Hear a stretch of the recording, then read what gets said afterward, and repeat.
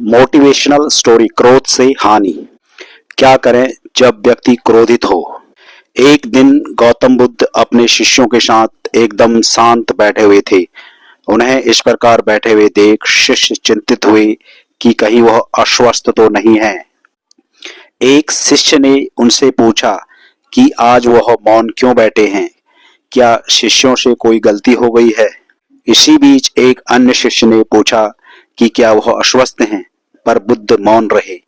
तभी कुछ दूर खड़ा व्यक्ति जोर से चिल्लाया, आज मुझे सभा में बैठने की अनुमति क्यों नहीं दी गई है।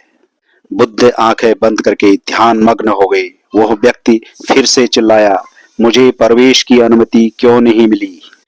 इसी बीच एक उदार शिष्य ने उसका पक्ष लेते हुए कहा कि उसे सभा में आने की अनुमति प्रदान की जाए। बुद्ध ने आंखें खोली और बोले, नहीं, वह अछूत है, उसे आज्ञा नहीं दी जा सकती। यह सुनकर शिष्यों को बड़ा आश्चर्य हुआ।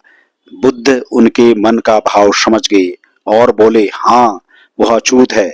इस पर कई शिष्य बोले, हमारे आश्रम में जात पात का कोई भेद ही नहीं, फिर वह अछूत कैसे हो गया।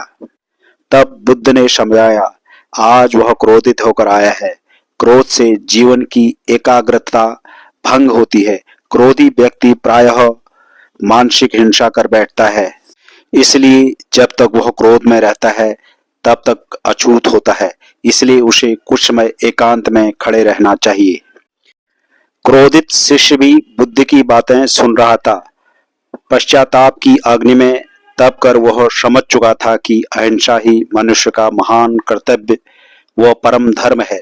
वह बुद्ध के चरणों में गिर पड़ा और कभी क्रोध न करने का प्रण लिया।